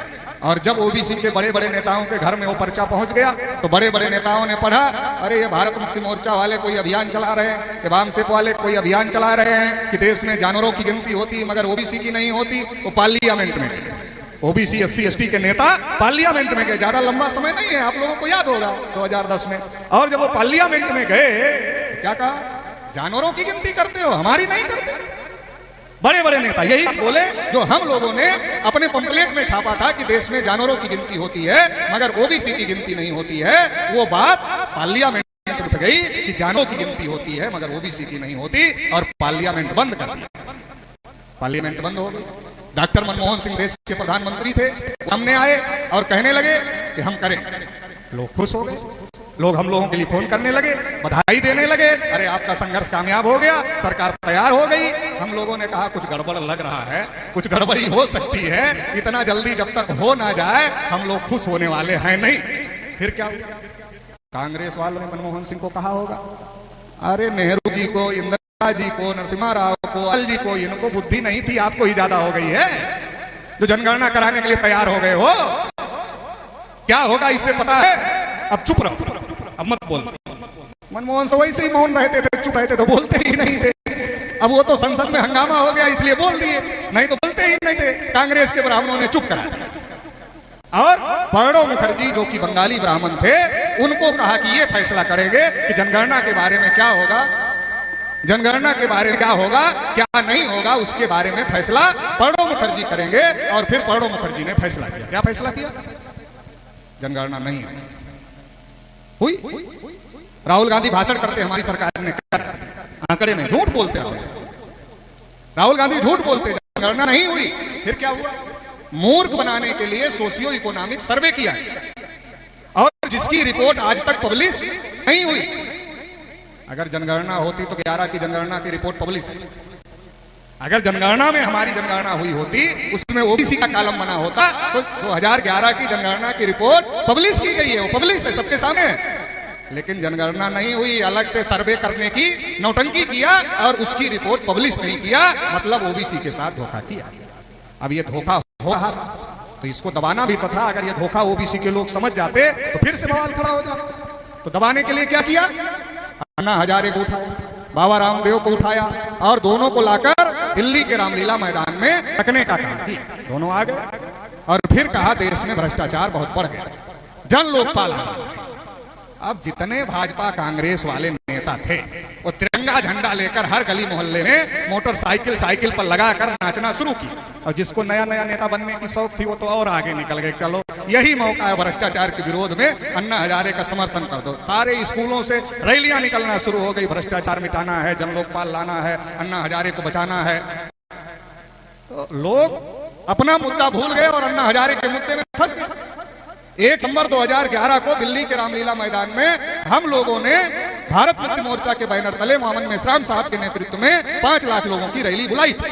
और उसमें शरद यादव जी, रामविलास पासवान जी और तमाम ओबीसी के SC के जो सीनियर मेंबर ऑफ पार्लियामेंट थे उनको बुलाया गया था उस रैली में। उस समय अन्ना हजारे दिल्ली के रामलीला मैदान में बैठे और अन्ना हजारे बैठे थे। तो उस समय अब 1 सितंबर को हमारी रैली कब्जा करके बैठे अन्ना हजारे, बड़ा संकट पैदा हो गया। तो अपने कार्यकर्ता गए वहां पर और अन्ना हजारे को कहा कि हमारा ग्राउंड अलबुक है 1 सितंबर। अन्ना हजारे ने कहा केजरीवाल से बात करो। केजरीवाल से बात, तो केजरीवाल ने कहा कागज दिखाओ, बुक है तो। कागज दिखाया गया तो केजरीवाल पढ़े लिखे आदमी है, अधिकारी रहे तो समझ गए कागज ओरिजिनल ही है। तो कहा अच्छा ठीक है, बुक है, तो अन्ना हजारे की कुटिया इधर रहने देते हैं और हम भीड़ लेकर जंतर मंतर चले जाएंगे। कुटिया इधर रहने देना अन्ना हजारे की, रैली आप लोग कर लो, एक दिन की है, फिर हम लोग वापस आए। तो बात तय हो गई। उसमें से किसी ने कह दी कि ठीक है अन्ना जी यहाँ रहेंगे तो 2 मिनट के लिए मंच पर ले जाएंगे और जाति जनगणना के बारे में भी 2 शब्द उनसे अनुरोध करेंगे बोलने। केजरीवाल का माथा नक गया कि अरे इसी को दबाने के लिए ये सब हो रहा है, अब अन्ना को यहाँ रोकना ठीक नहीं है। अन्ना अगर जाति जनगणना मंच पर चले गए तो सारी मीडिया अन्ना के पीछे लगाई गई है। अगर अन्ना 2 शब्द भी जाति जनगणना के समर्थन में दिया और है मराठा कुंभी तो उस विरोध में बोल नहीं सकता, बोलेगा तो समर्थन में ही बोलेगा, तो बड़ा खतरा पैदा हो जाएगा, ये मुद्दा फिर हाईलाइट होगा। केजरीवाल ने कहा नहीं नहीं ऐसा करिए, हम अन्ना जी को भी लेकर चले जाएंगे, आप लोग रैली कर लीजिए। हम लोगों ने रैली की और रैली करने के बाद किसी अखबार में कोई खबर नहीं। अन्ना हजारे के इतने लोग रोज खबर फ्लैश मार मार के आ रहे और हमारे 5 लाख मेश्राम साहब के नेतृत्व में किसी अखबार में खबर नहीं आई। खबर नहीं आई तो पूछा गया अखबार मीडिया वालों का, अरे भाई छापा नहीं हम लोगों को, दिखाया नहीं हम लोगों को? कहा नहीं दिखाने के लिए कहा गया। तो कौन कहा था भाई? कहा सरकार कहेगी और कौन कहा? सरकार कहेगी और कौन कहेगा? आपको नहीं दिखाने के लिए कहा। तो कहा वो अन्ना के इतने लोग हैं उसको बार बार दिखा रहे हो पूरे देश भर में। कहा उसको दिखाने के लिए कहा गया है, आप नहीं दिखाने के कहा गया। तो ये बात जो हम लोगों को शक था वो प्रमाणित हो गई कि हमारे जाति जनगणना के आंदोलन को काउंटर करने के लिए अन्ना हजारे और बाबा रामदेव की नौटंकी करवाई गई और बाबा रामदेव को लड़की का कपड़ा पहनवा करके कुदवाया गया ताकि खबर बने, हाईलाइट हो, और ये सारी नौटंकी की गई। तो उस समय जब हम अपने लोगों को कहते थे चलो दिल्ली जाति जनगणना का मामला है, तो हमारे लोग क्या कहते? विकास भाई बेचारा अन्ना हजारे राजा हरिश्चंद्र के बाद पहला ईमानदार आदमी धरती पर पैदा हुआ, अभी तक बीच में कोई आया नहीं था, ये पहला ही दिख रहा है। अब उसके भी प्राण संकट में है, वो कह रहा है कि वो तब तक नहीं रामलीला मैदान से हटेगा जब तक कि जन लोकपाल नहीं आ जाएगा। मर भले जाएगा, ऊपर चला जाएगा, मगर रामलीला मैदान से नहीं जाएगा। तो विकास पहले इसका जान बचा लेते हैं, बाद में ये तो अपनी लड़ाई तो लड़ना ही है। तो देख तो जब देश में अंग्रेजों के खिलाफ लड़ाई हो रही थी, सब लोग कह रहे थे हमें मिलेगा अंग्रेजों के जाने के बाद, और हम मस्त है अंग्रेजों को भगा देंगे, गांधी जी देख लेंगे। तो गांधी जी ने देख लिया, सरदार पटेल को भी नहीं बनने दिया, और फिर गांधी के चेले नेहरू ने ना आरक्षण दिया ना गिनती किया, इतना सत्यानाश किया कि आज तक भुगत। अगर उस समय हम भी खड़े हो गए होते कि ठीक है आजादी की लड़ाई में हम साथ देंगे, लेकिन हमें क्या मिलेगा अंग्रेजों के जाने के बाद, अगर ये तय के होते तो हमें भी मिल गया होता। जब मंडल कमीशन की लड़ाई चल रही थी तब हम मंदिर बना रहे थे, और जब 2018 में जाति जनगणना की लड़ाई चल रही थी तब हम भ्रष्टाचार मिटा रहे थे और अन्ना हजारे की जान बचा रहे थे। हमने उस समय लोगों को कहा कि जिस दिन जाति जनगणना का मुद्दा दब जाएगा उस दिन अन्ना हजारे अखबार के पन्ने से गायब हो जाए। गायब हो गया, अभी किसी को पता है अन्ना हजारे कहाँ है? किसान आंदोलन वाले ढूंढ रहे थे, अन्ना हजारे भी किसान है तो थोड़ा समर्थन के लिए आना चाहिए, मिले नहीं किसान आंदोलन वालों को। मैं महाराष्ट्र दौरे पर था पिछली साल, मैंने महाराष्ट्र वालों को पूछा, अरे अन्ना जी का कुछ पता चल रहा? भाई देश भर के लोग ढूंढ रहे हैं, आपके महाराष्ट्र के हैं तो कम से कम महाराष्ट्र वालों को तो पता होगा। कहा कुछ पता नहीं चल रहा है, लेकिन एक दिन अखबार में खबर थी। क्या खबर छपी थी? कि अन्ना जी ने कहा हमारा इस्तेमाल हो गया। तो हमने कहा अब पछताए का होता है, जब चिड़िया चुग खेत तब पछताने से क्या होता है। तो ये बार बार आपको पूरा आजादी से लेकर आज तक जो हमारे हक अधिकार की लड़ाई है, इसको रोकने का काम 3.5% के ब्राह्मण कर रहे हैं। कोई एससी का आदमी नहीं, कोई एसटी का आदमी नहीं कर रहा है, कोई माइनॉरिटी का आदमी नहीं कर रहा है, बाकी कोई नहीं कर रहा है। यही रोक रहे हैं 75 साल से। क्यों रोक रहे हैं? अरे यही तो कब्जा किए हैं। इनको ही डर लग रहा है कि 52 मिल जाएगा तो हम जो 80% हैं उसमें से हमारी कम हो जाएगा। बाकी शेड्यूल कास्ट का कोटा नहीं पूरा हुआ, शेड्यूल ट्राइब का कोटा नहीं पूरा हुआ, वो क्यों आपके खिलाफ लड़ेंगे? उनको क्या दिक्कत है? दिक्कत तो जिनको है, जिन्होंने आपका कब्जा किया हुआ है। तो ये इतना बड़ा साजिश, इतना बड़ा षड्यंत्र देश में लंबे से हम हुई होगी, लोगों मिलकर ये तय किया होगा से बिरादरी के बाद आदमी को ये बिरादरी वाले इकट्ठा हुआ कैंडिडेट घोषित कर रहे हैं, इसलिए आप समर्थन कर रहे होंगे। कहा ऐसी कोई मीटिंग नहीं, कहा ऐसी कोई मीटिंग नहीं हुई। हमने कहा इसका मतलब आपकी बिरादरी ने इस कैंडिडेट को तय नहीं किया। कहा नहीं, हमारी बिरादरी ने कैंडिडेट को तय नहीं किया। हमने कहा फिर किसने तय किया? कहा वो तो भाजपा के हाईकमान ने तय किया। वो भाजपा के हाईकमान ने हमारी बिरादरी को टिकट देकर भेजा है, हमारी बिरादरी ने नहीं तय किया, हमारी बिरादरी के कैंडिडेट को भाजपा हाईकमान ने भेजा। हमने कहा भाजपा हाईकमान आरएसएस और आरएसएस ब्राह्मणों का है, इसका मतलब तुम्हारी बिरादरी के आदमी को आरएसएस के ब्राह्मणों ने भेजा है। और ब्राह्मणों ने तो वहां तो कंपटीशन होता है कि नंबर 1 का गुलाम, गुलामों की लिस्ट बनी और गुलामों में जो टॉप क्लास का गुलाम उसको टिकट दिया। स्वतंत्र देव सिंह को देखा नहीं पैर धोते हुए? अरे वीडियो बहुत वायरल हुआ था, देखा था कि नहीं देखा? एक दिन हमको ग्वालियर में उनका एक भक्त आदमी मिल गया, उसने कहा स्वतंत्र देव सिंह के हम बहुत करीबी हैं। हमने कहा नाम थोड़ा गलत हो गया है उनका, परतंत्र देव सिंह हो जाना चाहिए। अच्छा, ब्राह्मणों की गुलामी ही करना है, पैर ही धोआ है तो स्वतंत्र कहेगा फिर परतंत्र। ब्राह्मण अपने को देव कहते ही है और उनके परतंत्र तो परतंत्र देव हो गए, तो वो बहुत नाराज हो गया था।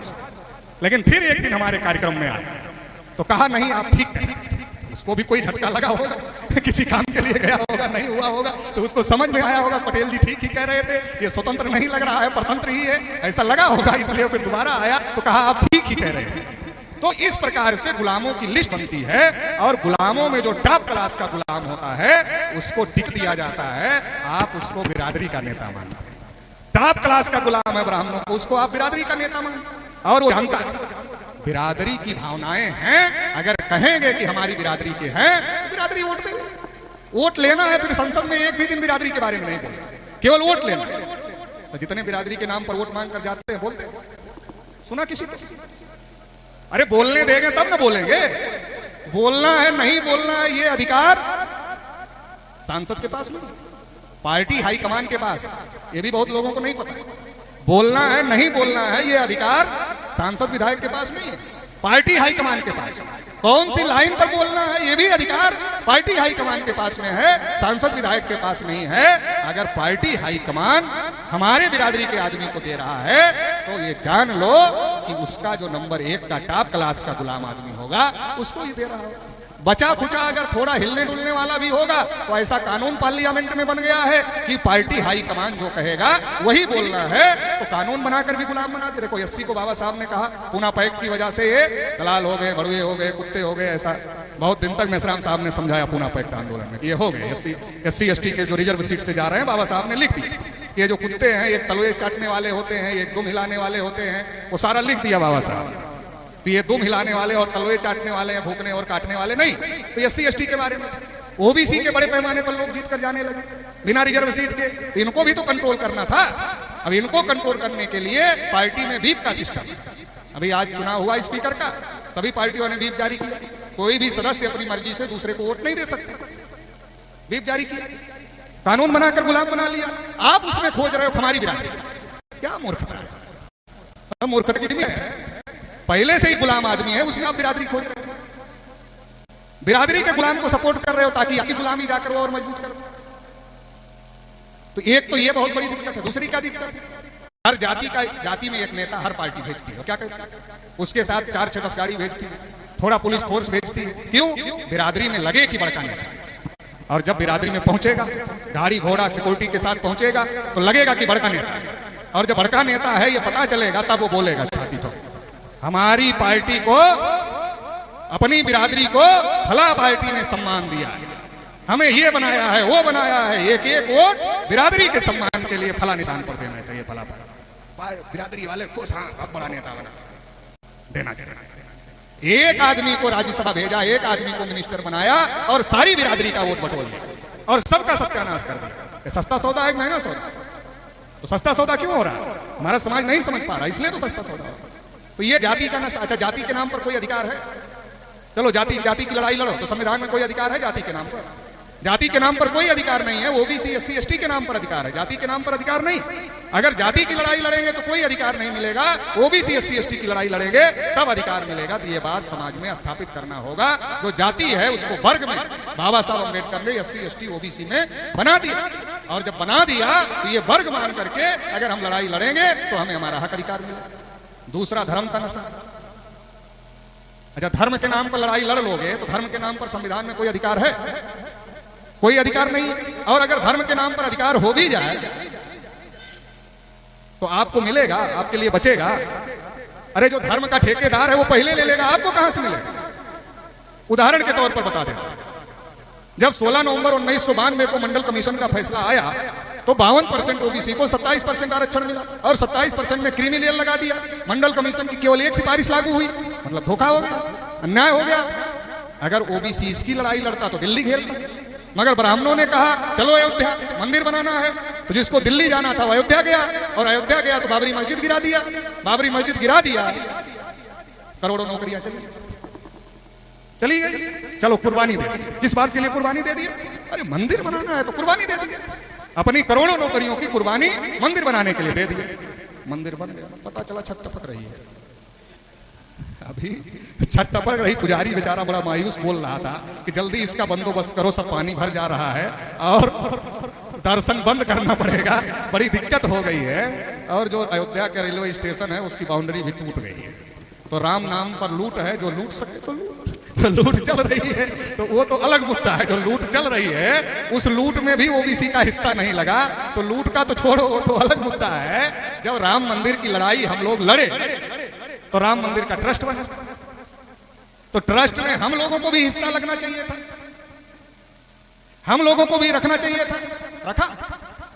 विनय कटियार, कल्याण सिंह, उमा भारती, प्रवीण तोगड़िया, रितंबरा, बड़े बड़े नेता थे मंदिर आंदोलन के समय जो बाबरी मस्जिद गिराने के काम पर लगे थे।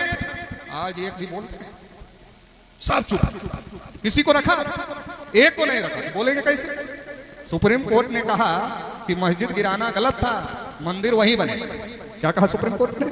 मस्जिद गिराना गलत था, आस्था है इसलिए मंदिर वहीं बने। अब मस्जिद गिराना गलत था, इसका क्या मतलब है? जो मस्जिद गिराए हैं वो बरी नहीं हुए हैं। मस्जिद गिराना गलत था, इसका यह मतलब है कि मस्जिद गिराने में जो लोग शामिल थे वो बरी नहीं हुए, उनके ऊपर मुकदमा चल रहा है। अब विनय कटियार बोलेंगे तो उसी में अंदर भेज देंगे। काल्पनिक नहीं कह रहा हूं। कल्याण सिंह जब राज्यपाल पद से रिटायर हुए तो उन्होंने अखबार में बयान दिया, बहुत छोटा सा छपा, कि मैं फिर से सक्रिय राजनीति में आना चाहता हूं, इसलिए फिर से भाजपा ज्वाइन करूं। मतलब कोई आदमी राज्यपाल राष्ट्रपति हो जाता, नॉन पॉलिटिकल हो जाता, फिर अगर उसको राजनीति करना, फिर से पार्टी ज्वाइन करना पड़ेगा। तो कल्याण सिंह ने कहा कि मैं फिर से भाजपा ज्वाइन करूंगा और मैं राजनीति करना चाहता हूं। इसके बाद ही कल्याण सिंह को नोटिस आ गई। कौन से केस में नोटिस आ गई? बाबरी मस्जिद गिराने वाली केस में नोटिस आ गई। कल्याण सिंह चले गए, दोबारा कभी नहीं बोला उन्होंने कि अब मैं फिर से भाजपा ज्वाइन करूंगा और राजनीति करूंगा, दोबारा कभी नहीं बोले। तो बड़े बड़े को चुप करा दिया, आडवाणी जैसे लोग चुप हो गए, चुप करा दिया सबको। तो आडवाणी भी ब्राह्मण नहीं है, तो सारे जो ओबीसी के लोगों ने बढ़ चढ़कर अपनी करोड़ों नौकरियां छोड़ दिया मंदिर बनाने के लिए। ना ये मिला ना वो मिला, दोनों तरफ से चले। अभी भी अगर आंख ना खुले तो फिर क्या किया जाए? तो आंख क्यों नहीं खुल रही? क्योंकि आंख खोलने वाले थोड़ा मेहनत कम करें। जिनकी खुल गई है उनकी जिम्मेदारी है थोड़ा मेहनत ज्यादा करें आंख खोलने के लिए। पहले अपने लोग नारा लगाते थे कि ओबीसी शेर है, बस जागने की देर है। तो मैंने कहा थोड़ा नारा बदल लो। तो हमने कहा बदल लो। तो बोले क्या बदल ले? तो हमने कहा ये बदल लो कि ओबीसी शेर है, बस जगाने की देर। क्योंकि कुंभकर्ण 6 महीने में एक बार जागता था, ऐसा रामायण में लिखा हुआ जो पात्र था रामायण का कुंभकर्ण, वो 6 अगर आप नहीं जगाओगे कल आने वाली पीढ़ियों के मौका नहीं रहेगा। क्योंकि ये निजीकरण, भूमंडलीकरण, उदारीकरण, इस पर बोलने का समय नहीं है क्योंकि समय बहुत ज्यादा हो रहा है। लेकिन इतना समझ लो कि ये निजीकरण, भूमंडलीकरण, उदारीकरण आपको लोगों को जगाने लायक छोड़ेगा नहीं आने वाले समय। इतना समझ लो, ये आपको आने वाले समय में छोड़ेगा नहीं, क्योंकि ब्राह्मणवाद और पूंजीवाद का गठबंधन हो गया। अभी एक रिसर्च आई कि 88.4% जो संपत्ति है वो संपत्ति ब्राह्मण और ऊंचे जातियों के पास में, तो पूरे भारत की। अब आप समझ लो, अगर 88.4% उनके पास में है तो हमारे आपके पास कितना है आप समझ लो। तो आने वाले समय में फिर क्या होने वाला है ये भी आप समझ लो। तो इसलिए ये जो जाति और धर्म के नाम पर हमारा इस्तेमाल हो रहा है, ये ना समझी की वजह से। एक आखिरी बात कहकर अपनी बात समाप्त करूं। देखो यहाँ जितने लोग आए सब समझदार हैं, क्योंकि कार्यक्रम में हमारे कौन आता है? जो समझदार हो गया वही आता है, वो हम जानते हैं। जो समझदार हो गया वही आता है। अब आप समझदार हो गए तो आपकी ड्यूटी है कि अपने समाज को समझदार करो। एक जगह मैं कार्यक्रम में था परसों बेगूसराय में, परसों नरसों, तो वहाँ कुछ कम लोग थे। तो एक महिला बोल रही थी कि पटेल जी आप ये मत समझिए कि एक आदमी 100 आदमी। तो हमने कहा मैडम हम तो समझ लें 100 नहीं, हम तो 1000 समझ लें, लेकिन बाबा साहब ने एक ही समझा। अब इसका क्या करें? हम तो यहाँ जितने बैठे हैं इनको 1000 समझ लें, हमें कोई दिक्कत नहीं है। आप भी खुश हो जाएंगे, हम भी खुश हो जाए। भाई 100 आदमी है तो 100,000 हो गए, तो आप भी खुश हम भी खुश। लेकिन बाबा साहब ने एक ही समझाया, अब इसका क्या करें? एक ही कैसे समझा? आप विद्वान लोग इकट्ठा हो गए, समझदार लोग इकट्ठा हो गए, आप जब बूथ पर वोट डालने जाओगे फिर वोट गिना जाएगा तो कितना गिना जाएगा? एक गिना जाएगा। कोई पीएचडी किया होगा उसका कितना गिना जाएगा? एक गिना जाएगा। कोई राष्ट्रपति प्रधानमंत्री है उसका कितना गिना जाएगा? एक गिना जाएगा। और गांव में जो समझदार नहीं हुआ, जिसका उपयोग जाति धर्म के नाम पर हमारा दुश्मन कर रहा है, वो वोट डालेगा तो कितना गिना जाएगा? तो अगर कम समझदार लोगों की संख्या ज्यादा आपने रहने दिया, उसका फायदा किसको होगा? तो आप कहते रहो 52% है, आप कहते रहो हम 85 हैं, 90 हैं, 95 हैं, कहते रहो, तो नारा तो चल ही रहा बहुत दिन से। मगर लोग हमारे हैं, मगर लोगों के दिमाग पर उन लोगों ने कब्जा किया हुआ है। जब तक दिमाग नहीं बदलोगे, बटन दिमाग दबाता है, हाथ नहीं दबाता। तो चुनाव में वोट डालने जाते हैं तो बटन दिमाग दबाता, हाथ नहीं दबाता। दिमाग हाथ को ऑर्डर करता है, फिर हाथ बटन दबाता है। तो जैसा दिमाग वैसी बटन दबेगी। तो आपका समाज है और गिनती उधर हो रही है, समाज आपका है, गिनती उसकी उधर हो रही है। तो आप शासक कैसे बनोगे? शासक तो वही रहेगा जब समाज आपका है, गिनती उधर हो रही है, तो शासक वो बनेगा।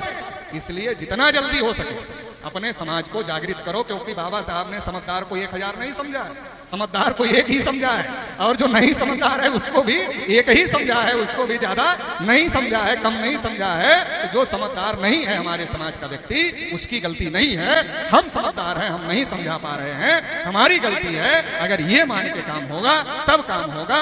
और अगर ये हम लोग तय कर ले, ज्यादा कुछ नहीं करना। हम तो किसी को नहीं कहते कि अपना काम धंधा बंद करके करो, किसी को नहीं। आप नौकरी करते हो, चाकरी करते हो, बिजनेस करते हो, व्यापार करते हो, जो करते हो करो। शाम को 1 घंटा गप लड़ाते हो चौराहे पर, वो गप किसी गांव में जाकर करो। जो चौराहे पर बैठते हो तो रोज रोज वही आदमी मिलता है। वो आदमी का खूंटा एक जगह गड़ा है, आपका खूंटा एक जगह गड़ा, ना उसका उखड़ने वाला ना आपका उखड़ने वाला। तो वहां चर्चा करने से फायदा क्या है?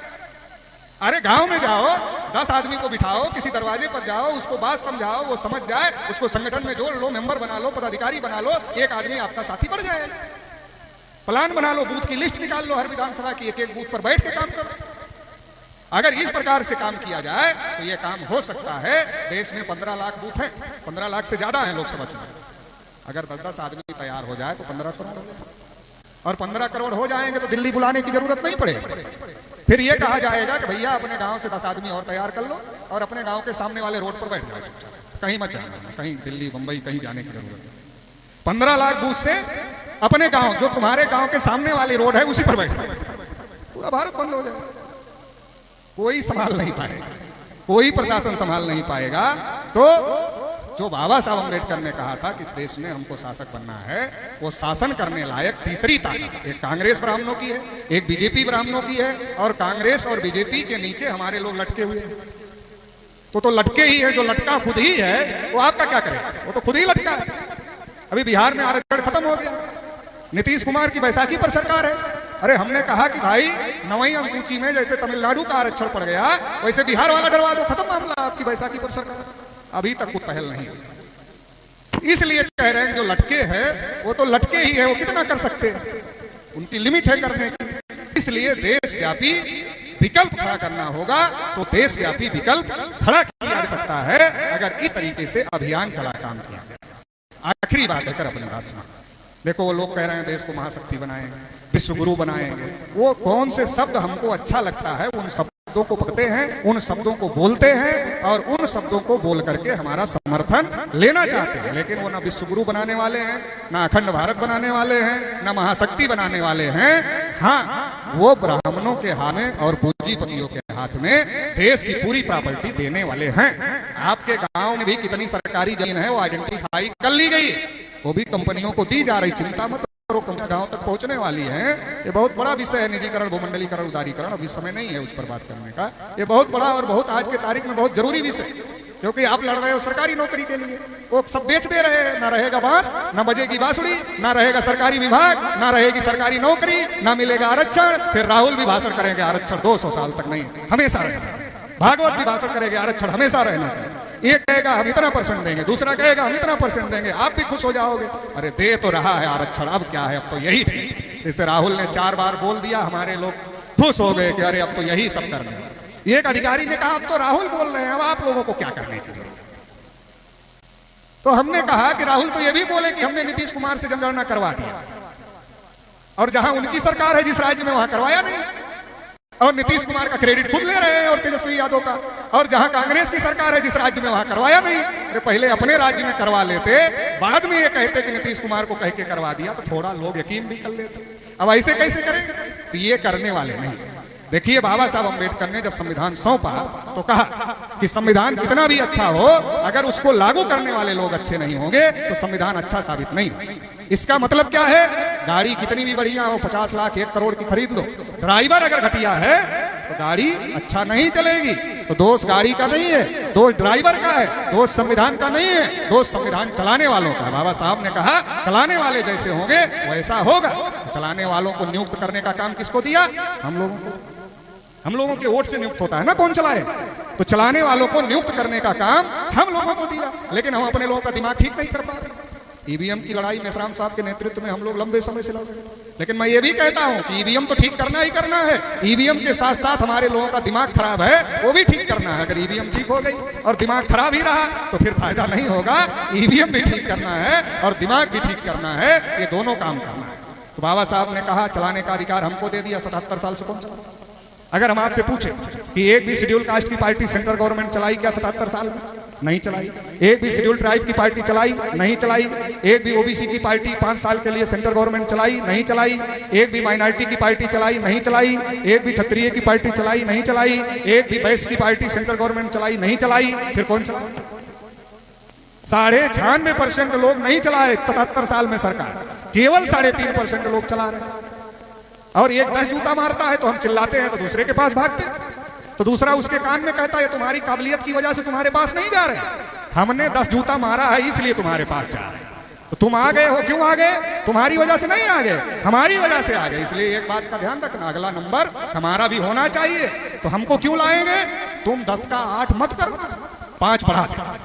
तो जब तुम 10 से 15 करोगे तभी ना हमारी तरफ वापस आएंगे। जैसे 13 में कांग्रेस भगाओ नारा चला और 24 आते आते कहा वही ठीक। कौन सा परिवर्तन हो गया, चमत्कार हो गया जो वही ठीक हो गया? तो 5 बढ़ा दिया बीजेपी वालों ने, 15 हो गया तो हाय तौबा मच गया। तो ये अदला बदली का काम चल रहा है और इसकी वजह से हमारी समस्याओं का समाधान नहीं हो रहा है। देश हमारा है तो हमें ही चलाना होगा, तभी ठीक से चले। देखो हमारे पुरखों का राज था, विश्व गुरु बना, सोने की चिड़िया बना, भारत बना,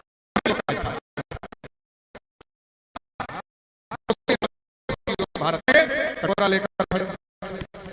क्यों? देश हमारा है गड़बड़, संविधान अच्छा है, चलाने वाला गड़बड़। तो इसको बदलना। तो संयुक्त राष्ट्र संघ ने भी मान लिया कि उस देश के मूल निवासी उस देश को चलाएं तो अच्छा चले, दुनिया मान लिया। मगर हम लोग माने तब तो, दुनिया के मानने से क्या होता? वोट तो हमको देना भारत में, हम लोग माने तब तो हमें मनवाना होगा। देखिए हम साइकिल, मोटरसाइकिल, कार खरीदते हैं, कलेजे पर पत्थर रखकर 100 बार सोचकर दूसरे को देते हैं, नहीं तो नहीं देते। साइकिल, मोटरसाइकिल, कार दूसरे को नहीं देते हैं। देश 77 साल से दूसरे को दे दिया है, तुम ही चलाओ।